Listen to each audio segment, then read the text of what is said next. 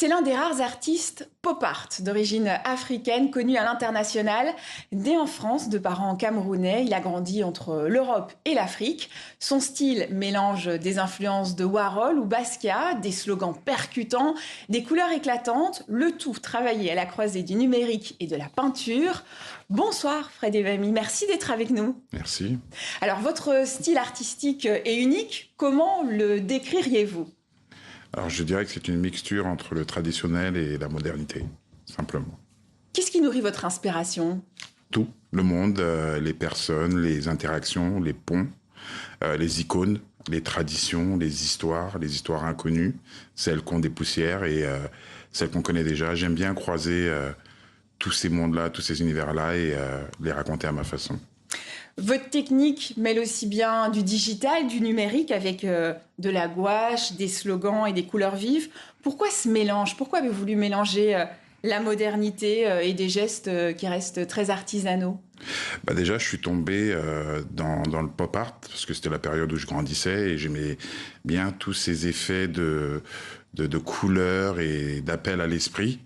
Et aussi par rapport à une histoire personnelle, l'histoire de ma famille, d'où je viens. Je viens du Cameroun et je me disais que j'avais beaucoup d'histoires à raconter, mélangeant ma culture européenne parce que je suis né en France.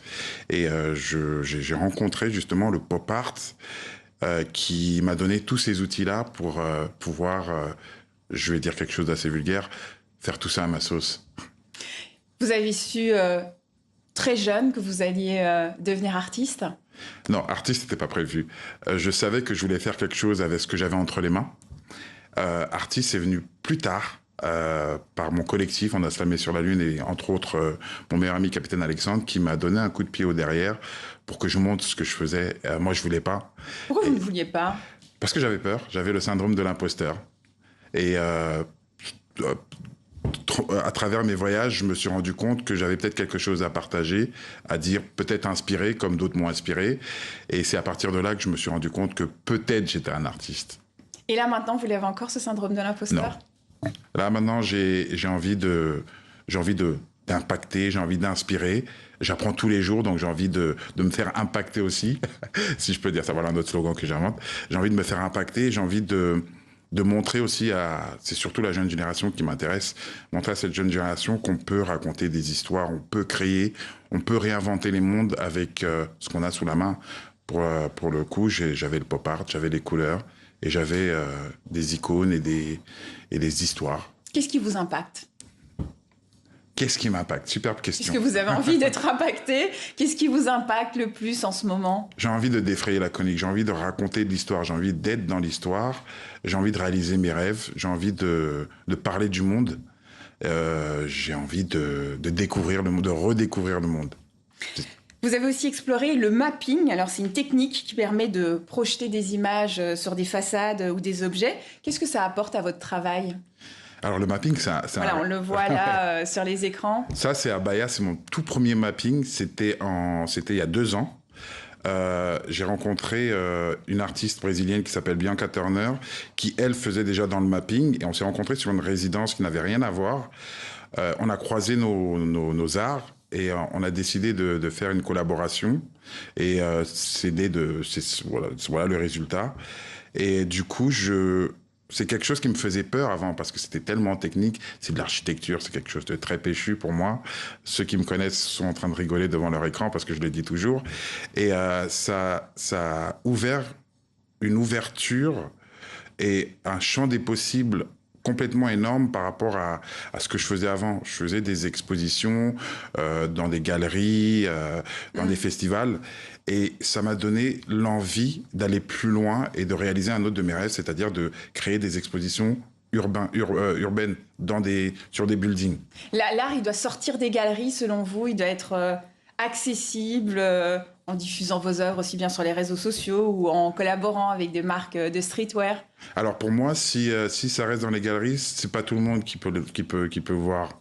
Et j'ai toujours voulu sortir dans la rue et projeter mes images en plein milieu d'une ville où les gens se diraient mais c'est quoi ça? Et avec le festival de Luz à Sao Paulo où je vais demain, j'aurai la chance de réaliser ce rêve-là aussi. Vos portraits vont de Nina Simone à Mohamed Ali. Comment vous choisissez les figures que vous célébrez dans vos œuvres d'art? Les messages. Ces personnes portent des messages autant dans leur vie que dans leur visage. Et je peux m'arrêter sur un visage, aller m'instruire sur ce que ces personnages-là ont fait, ont vécu, ont laissé comme empreinte, et ça m'habite. Et du coup, j'ai une folie furieuse à l'intérieur et une envie... Pour Nina Simone, par exemple, quel est le message que vous avez retenu? La musique, la force, le combat, la résilience, mais aussi cet outil... Et comment vous rassemblez ça dans une œuvre d'art, alors? Alors ça, je pourrais pas expliquer, c'est mon cerveau qui fait tout le travail. Mais non, c'est juste l'envie de mélanger tous ces trucs qui se rapportent à ce que peut-être Nina Simone a dit, a fait, ou le commun des mortels aussi. J'aime bien créer ces passerelles entre l'icône que je choisis et le monde de tous les jours. Vous avez exposé à Douala, à Dakar, à Londres, Paris, Marrakech. Quel est le public le plus sensible à vos créations? Ou l'accueil qui vous a le plus surpris, peut-être? Alors, ça va être